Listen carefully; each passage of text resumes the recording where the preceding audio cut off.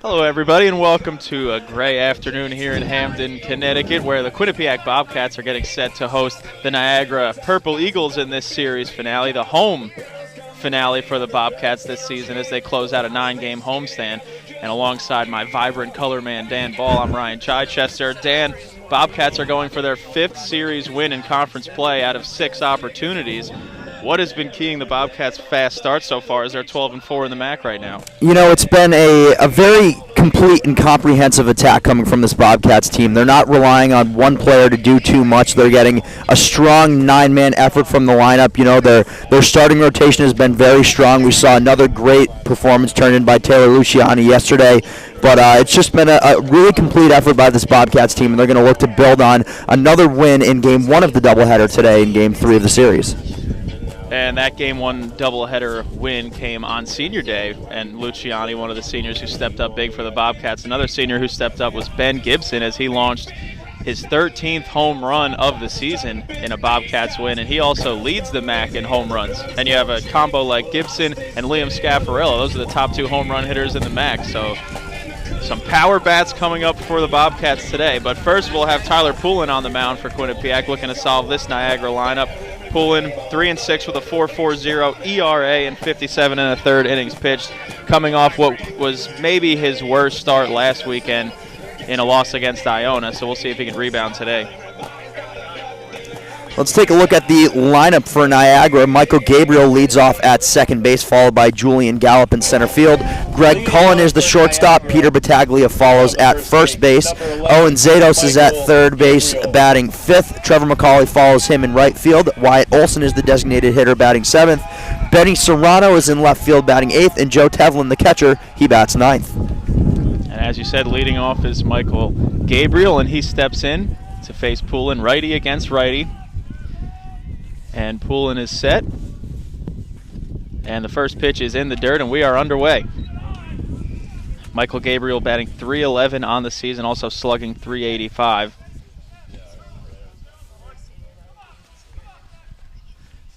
Now facing a 1-0 from Poulin. Fastball up high, the count 2-0. You'll see on Poulin's fastball, it has a little bit of a two-seam break to it, so that's going to go in on the hands of the right-handed hitters. Comes from a little bit of a 3/4 motion from Poulin. And he's quickly behind 2-0. Looking to fight his way back, but the fastball is outside, and now Poulin quickly behind 3-0 to the Purple Eagles leadoff hitter. Poulin has issued 39 walks this season and has also hit 6 batters, so control can become an issue at times for the junior. Taking all the way is Gabriel on the 3-0, and it's right down the middle to count 3-1.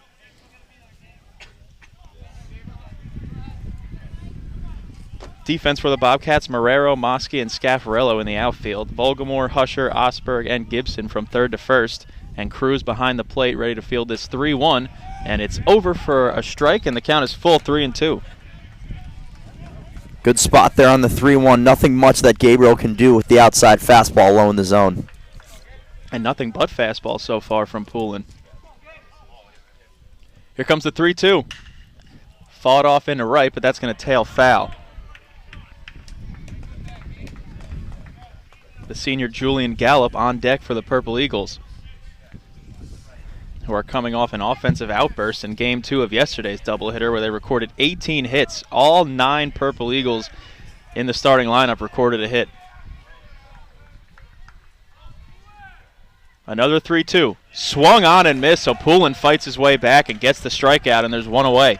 Steady diet of fastballs, as you mentioned, Ryan, coming from Poulin. Another outside fastball coming on the 3-2 pitch. He fouled the first one off, but went right back to the well with that outside fastball and got the swing and miss. And that'll bring up Julian Gallup, center fielder. .267 on the year, has 3 home runs. And Dan, Gallup's actually a pretty fitting last name for the center fielder. He was a track star in high school. All-American. Amazing how life works out sometimes. And he takes another fastball from Poulin on the outside corner. And the count 0-1.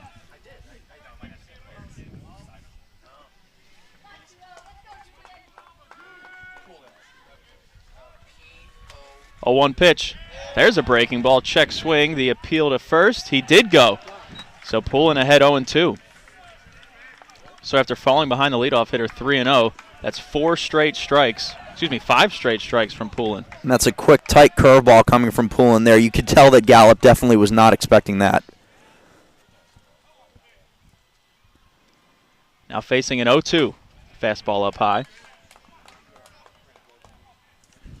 I wouldn't be surprised here, Ryan, to see another breaking ball like that low in the zone, possibly even in the dirt, trying to get a swing and miss from Gallup.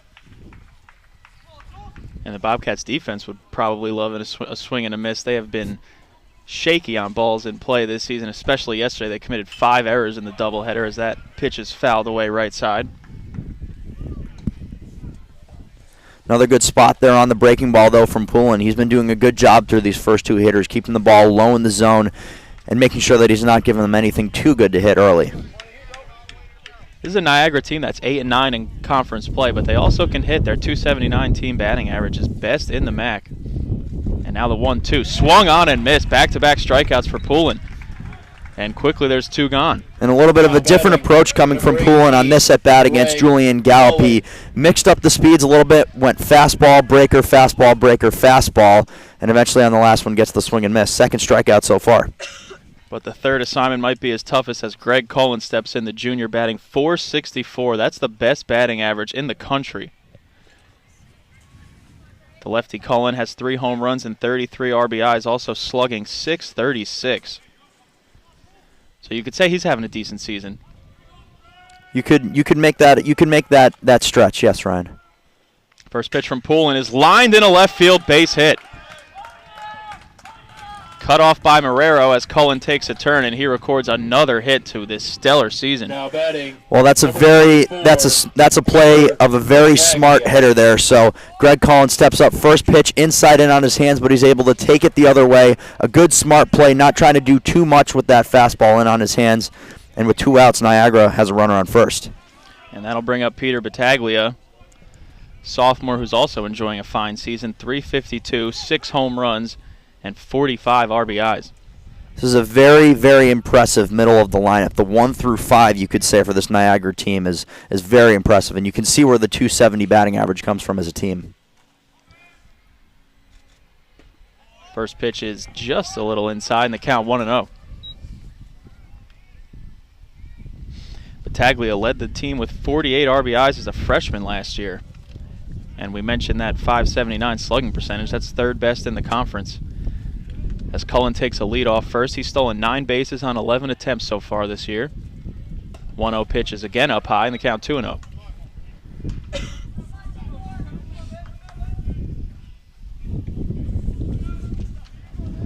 So after 2 straight strikeouts, a single from Cullen, and now Poulin falls behind Battaglia 2-0.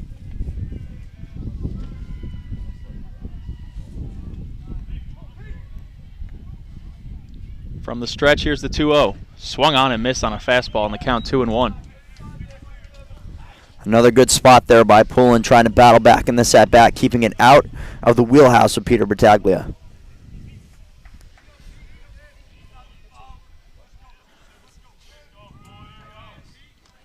Poulin checking on Cullen at first, who has a decent lead.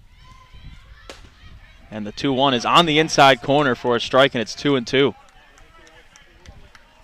Good pitch from Poulin and a good frame from Cruz, as that was right on the black. Yeah, you could tell Battaglia wasn't sure about it, but again, another good spot, changing locations here in the zone early for Poulin. 2 balls, 2 strikes, 2 outs. And the pitch. Swung on and missed on a breaking ball as Poulin strikes out the side. No runs, 1 hit, and 1 left. We'll head to the bottom of the first, still scoreless. 1 hit, 1 left on base. Yeah, Osberg, Husher, Marrero for the Bobcats here in the bottom of the 7th as they look to extend a 3-run lead that was held intact by Tyler Poulin in the top half of the inning after Niagara stranded the bases loaded, and Poulin got a big out, a pop-up and foul ground to hold this 3-run lead. Just a remarkable way to end the outing for Tyler Poulin in the top of the 7th. Had the bases loaded, walked Greg Collins, so it looked like his day was over. John Delaney continues to ride with him against Peter Battaglia, and he's able to force him to pop out in foul ground to Anthony Cruz. Just a fantastic effort and a battle put out there by Tyler Poulin. He didn't have his best stuff at any point today, I would say. Maybe at the beginning of the game with the 5 strikeouts, but regardless, a fantastic effort turned in there by Poulin. And meanwhile, Kolodziejski still working for the Purple Eagles. He's ahead 0-2 on Osberg, and it will stay that way as that line drive goes just foul, first base side. Meanwhile, a much different start for Kolodziejski. He has been efficient, just at 80 pitches now in the 7th inning. Poulin had to labor much more, but Kolodziejski has also been plagued by an inefficient defense who committed 2 costly errors. And there's a swing and a miss. It bounces. The throw to first is in plenty of time by our new catcher, Matt Zaremba. Now batting, the shortstop, A good 36, swing put on the ball. The last pitch there by Ian Osberg, but this time the pitch low in the zone looked like a breaking ball, completely fools him. And a strong throw by Zaremba just into the game for the first out. That'll bring up Kevin Husher. 0-2 with a couple of flyouts today. First pitch swinging and a mile-high pop and back a second. Gabriel gives way to Cullen, and there's quickly 2 gone. So you could see on that play, Ryan, who runs this infield. It was Greg Cullen. He knew that he had a beat on that ball, even though it was to the right side of second base. He made the play on it for out number 2. That'll bring up the top of the order, and Andre Marrero. 0-3 today. Struck out looking. Flied to left and popped out to short. Pitch in the dirt and gets away from Zaremba, and the count's 1-0.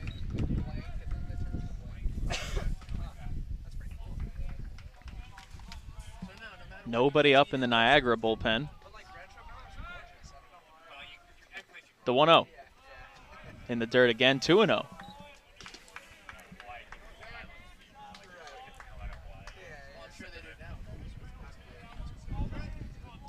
Meanwhile, it looks like Workman took a seat in the Bobcats bullpen and just Delamedaglia now. Excuse me, Mike Davis now. So both Delamedaglia and Workman took a seat. As the count has now gone 3-0 to Marrero. Brian Mosky lingering on deck. 3-0 pitch is upstairs, a 4-pitch walk for Marrero. Now batting, the center fielder, and that will bring up Mosky. 7, Brian Mosky. Mosky 0-3, popped up to second, grounded to third, and sent a deep fly ball to left. That was caught right at the foot of the wall. Ryan, just the 3rd walk surrendered by Kolodziejski. 2 of those 3 have come in the last 2 innings. But he has now thrown 5 straight balls as that pitch is low and away. You wonder at one point the train starts to go off the tracks for Kolodziejski. He's been very efficient, as we mentioned, so far. But an uncharacteristic 4-pitch walk on that last at-bat. And another one in the dirt. So 2-0 to Mosky. Meanwhile, Marrero leading off first. Absolutely a threat to steal. 10 swipes on 12 attempts this season. And this is where, if you're the Bobcats right now, you're content to keep the bat on your shoulder. You want to make Kolodziejski come at you a couple times before you're content trying to swing the bat. And a large lead taken here by Marrero. And the pitch is inside, 3-0. 7 straight out of the zone for Kolodziejski. So you wonder how much fatigue is starting to play a factor. The pitch count wasn't too elevated. But after 2 quick outs to start the inning, Kolodziejski's starting to lose command. Here comes the 3-0. In the dirt, ball 4, so that's 8 straight, and none of those 8 pitches have been particularly close. So now that puts you in a very precarious situation if you're Zach Kolodziejski right now, with the middle, the power, the meat of the order coming up for the Bobcats, and they'll send Matt Zaremba out to talk with Kolodziejski and see what exactly is going on. And if you're John Delaney, do you tell Ben Gibson, you've had 8 straight balls, wait till you get a strike, or if you get one in your wheelhouse, feel free to swing away, as Gibson does have a conference-leading 13 home runs on the season. It's an interesting situation because of who you have up to bat, but I'm content with taking a strike here if I'm Ben Gibson, just with the fact that none of the pitches have really been close. He missed low with a couple, he was inside Tomoski. He's been all around the plate, so there's no rhyme or reason that he's trying to hit a spot and just not hitting it. He's just straight wild right now. First pitch to Gibson. Swung on and missed as he was swinging away. Well, had a fastball right at the letters. He was going for it. I'll give credit where credit is due. Gibson is 0 for 2. He just missed a home run to deep right field his first time up, drew a walk, and popped out to second. Looking to blow this game open. 4-1 Bobcats, and they're threatening for more here in the bottom of the 7th. That breaking ball is low and away. The count even 1-1.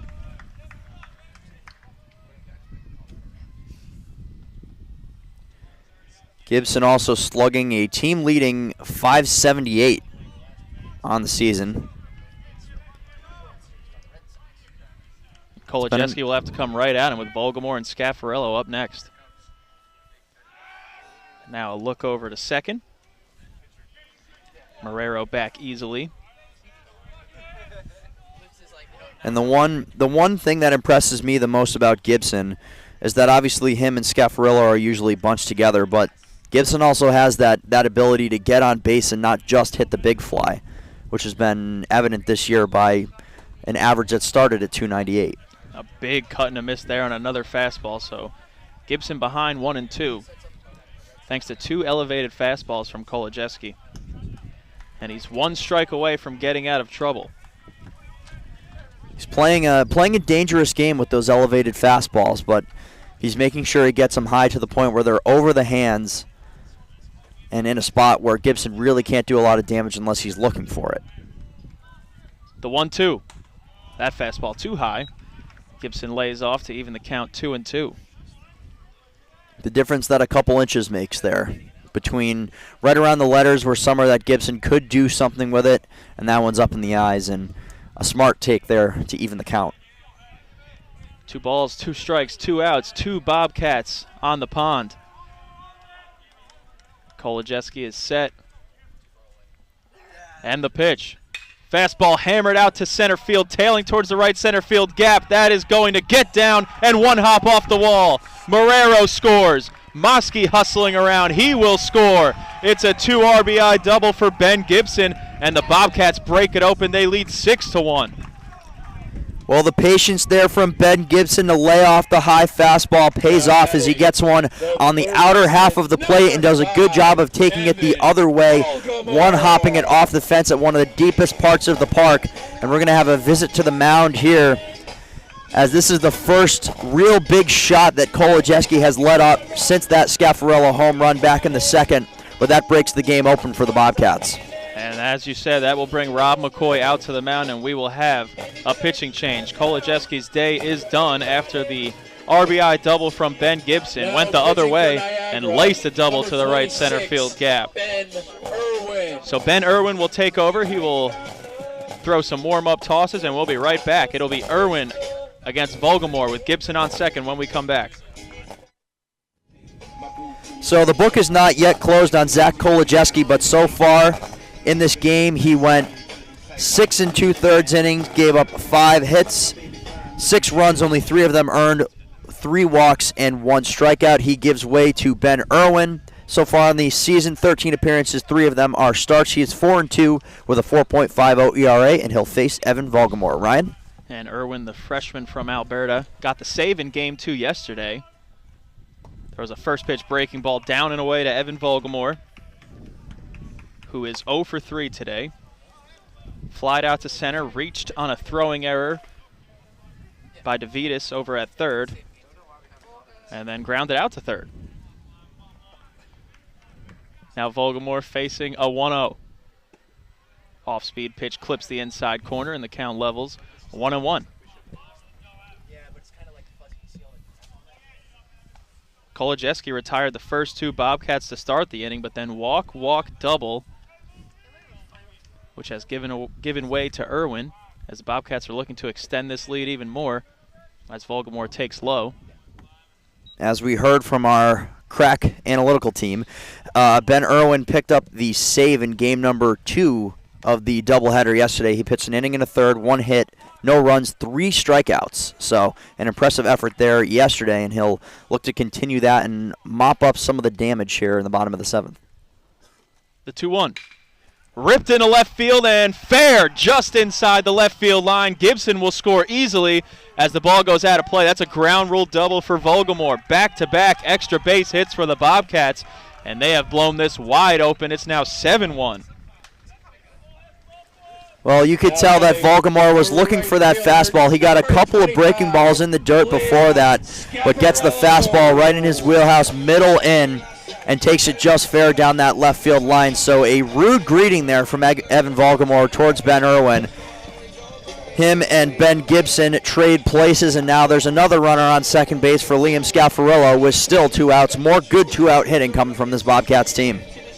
And the middle of this Bobcats order continues to get it done. That's 4 RBIs now. 2 for Gibson, 1 for Volgamore, and this man Liam Scaffarillo, who had the solo home run in the second, now steps in. Is no time to breathe for Irwin. That will also close the book on Zach Kolodziejski.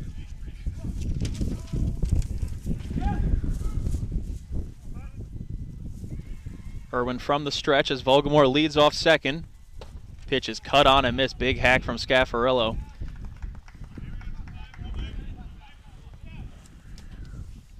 Mentioned the home run from Scaffarillo. Also reached on an error and drew a walk.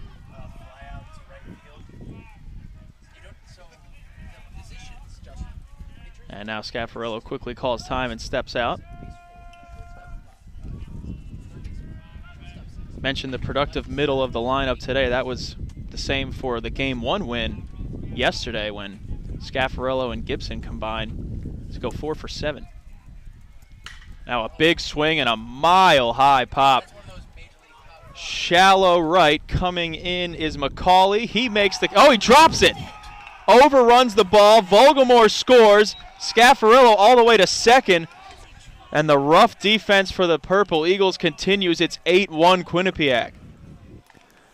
Well, it looks like the wheels are starting to come off the bus here for Niagara. So you have 2 walks and 2 doubles in a row, and then it looks like Irwin is going to be able to get out of this inning without too much damage against him. But McCauley comes in on the ball and just clunks it. I mean, you said it yourself. It looked like he had it and the inning was over, but you can never be too sure when your team's down a few runs, so the inning will continue here for the Bobcats on offense. Hit right off the tip of his glove.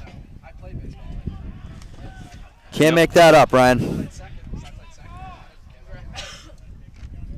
So that'll bring up Julius Saporito, and again, another Bobcat in scoring position as they just keep trading places. And now a swing at a low fastball from Saporito, and the count is 0-1. That'll go as a E9. Wrote that down wrong myself. And an unearned run charged against Irwin. So the 2 runs in so far against Irwin. One is charged to Kolodziejski, and the other is an unearned run. That pitch outside. And that's the 3rd error on the Purple Eagles today. And the tables have turned, as it was the Bobcats making 3 errors in Game 2 yesterday. But now the Purple Eagles really shooting themselves in the foot as that clipped off McCauley's glove. I mean, he had to run in a ways. Maybe his eyes were bouncing, hustling in to get that. Maybe Gabriel would have had a better play on it as it was in very shallow right. Oh, yes. By no means is that an easy play, but it's funny because I was changing things in my scorebook when I looked up, and you could see McCauley was right on the edge of the infield dirt after he made the play, and he was bent over in frustration. But and very interesting sequence of events there to allow this inning to continue. Also a tough ball to judge. I mean, that almost went into orbit. Scaffarillo really got under it. And now Scaffarillo takes off. Irwin steps off to throw to third in plenty of time. And that will do it for the Bobcats. As Scaffarillo thought he had Irwin figured out. But Irwin wisely steps off and gets Scaffarillo trying to steal third. So the Bobcats push across 4 runs, and they take an 8-1 lead off a costly error and a couple of doubles. We will head to the 8th. 8-1 Quinnipiac.